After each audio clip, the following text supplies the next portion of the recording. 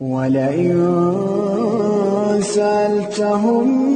مَّن نَّزَّلَ مِنَ السَّمَاءِ مَاءً فَأَحْيَا بِهِ الْأَرْضَ مِن